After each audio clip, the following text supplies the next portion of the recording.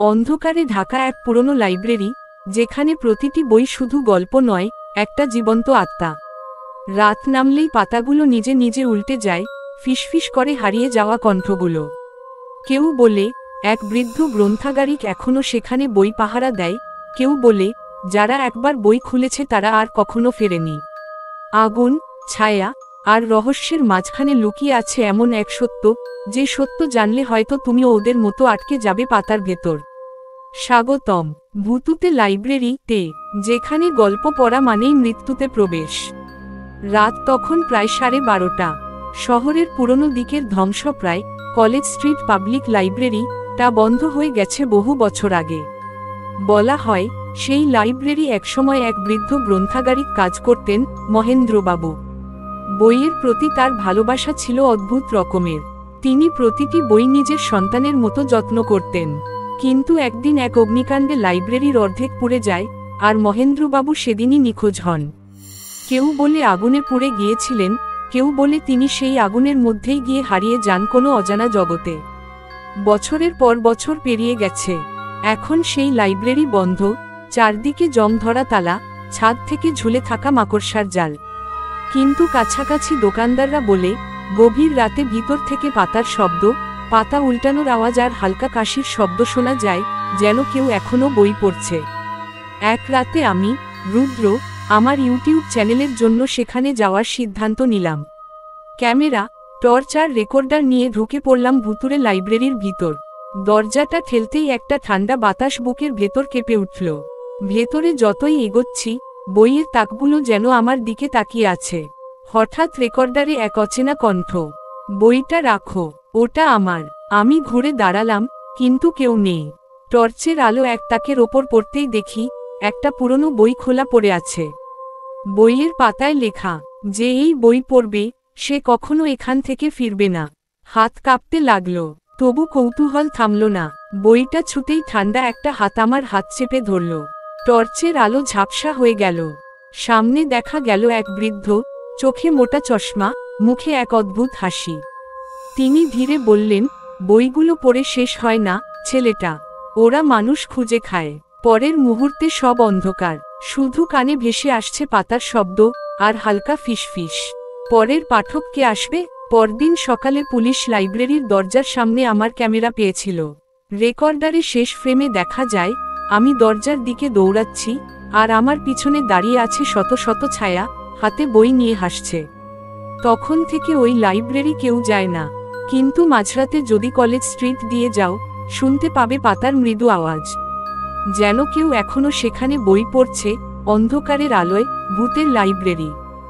এক সপ্তাহ কেটে গেছে সেই রাতের পর থেকে। আমার বন্ধু আর সহ ইউটিউবার অভিজিৎ আমার নিখোঁজ হওয়া নিয়ে তদন্ত শুরু করেছে। পুলিশ নাকি বলেছে লাইব্রেরি কেউ ঢোকেনি, কিন্তু ক্যামেরায় ধরা পড়া আমার শেষ মুহূর্তের দৃশ্য দেখে ওর মাথায় প্রশ্নের পর প্রশ্ন। রুদ্র কোথায় গেল? এই প্রশ্নটাই তাকে লাইব্রেরির দিকেই টেনে নিচ্ছিল। রাত তখন 11টা। অন্ধকার আকাশে বজ্রপাতের ঝলকানি, বৃষ্টির টুপটাপ শব্দ। হাতে টর্চ আর গলায় ক্রস ঝুলিয়ে অভিজিৎ ঢুকে গেল সেই বন্ধ লাইব্রেরির ভিতর। ভেতরে পা রাখতেই চারপাশে এক অদ্ভুত নীরবতা, যেন বইগুলো নিজেরাই নিঃশ্বাস নিচ্ছে। টর্চের আলো বইয়ের তাক ছুঁয়ে গেল, আর তখনই একটা পুরনো কণ্ঠ ভেসে এল, তুমি ওর বন্ধু? ও তো এখন আমাদেরই এক অংশ। অভিজিৎ চমকে উঠে তাকালো। বাতাসে এক টেবিলের ওপর হঠাৎই জ্বলে উঠল একটা পুরনো মোমবাতি। সেই আলোয় দেখা গেল একটা বই খোলা পড়ে আছে, নাম অমর পাঠক। বইয়ের পাতায় রুদ্রের নাম লেখা। হাত কাঁপতে কাঁপতে সে বইটা ধরল। সঙ্গে সঙ্গে চারদিক কাঁপতে লাগলো, বইয়ের তাকগুলো নড়ে উঠল, কাগজের টুকরো উড়ে গেল ঘূর্ণিঝড়ের মতো। আর পাতার মাঝখান থেকে বেরিয়ে এল একটা ছায়া, রুদ্রের মুখ, কিন্তু চোখ দুটি কালো শূন্য। রুদ্রের কণ্ঠে ভেসে এল, আমাকে বাঁচাও, আমি এই বইয়ের ভিতর বন্দী। মহেন্দ্রবাবু আমাদের আত্মা ধরে রাখে। বই পড়া মানেই ফাঁদে পড়া। অভিজিৎ পেছনে তাকাতেই দেখল বৃদ্ধ গ্রন্থাগারিক মহেন্দ্রবাবু ঠিক পিছনে দাঁড়িয়ে আছে। মুখে নিস্তেজ হাসি, হাতে একটি চাবি। তিনি বললেন, যে একবার পড়ে সে এখানেই থেকে যায়। তুমি এসেছো ওকে উদ্ধার করতে, তাহলে তোমাকেও পড়তে হবে।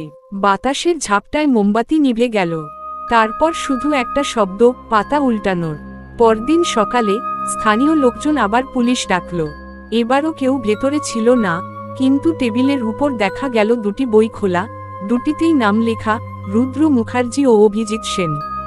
তারপর থেকে লাইব্রেরির নাম বদলে গেছে, এখন সবাই তাকে ডাকে বই পাতার আত্মাদের লাইব্রেরি।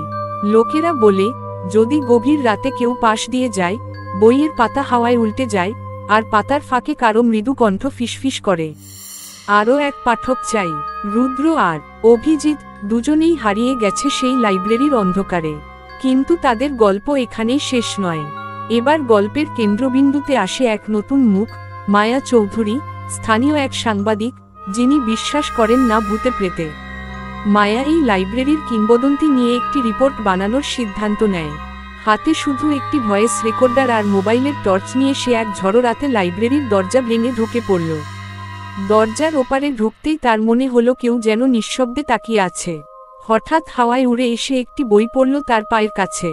বইটার নাম শেষ পাঠক। কৌতূহলবশত মায়া বইটি খুলে দেখল, প্রথম পাতায় রক্তের মতো দাগে লেখা, যে শেষ পর্যন্ত পড়বে সেই হবে শেষ পাঠক। চারদিকে হালকা ফিসফিস শব্দ, যেন হাজারো গলা একসাথে কথা বলছে, ফিরে যাও, না হলে তুমিও পাতার অংশ হয়ে যাবে। কিন্তু মায়া সাহস হারায় না। সে রেকর্ডারে বলে, এর থেকে বড়, যদি কেউ এই রেকর্ডিং পায়, জেনে রাখুন, এই লাইব্রেরি কিছু আছে, কিছু যা বইয়ের ভেতর বাস করে। ঠিক তখনই এক পুরনো ঘড়ির ঘণ্টা বাজল, ঠক ঠক 12টা। ঘণ্টা শেষ হতে না হতেই বাতাস কাঁপতে লাগল, তাক থেকে বইগুলো পড়ে মেঝেতে ছড়িয়ে গেল। আর একটার পর একটা পাতার ভেতর থেকে বেরিয়ে এলো অন্ধকার ছায়া, মানুষের মুখ, ফাঁকা চোখ, ফিসফিস কণ্ঠ।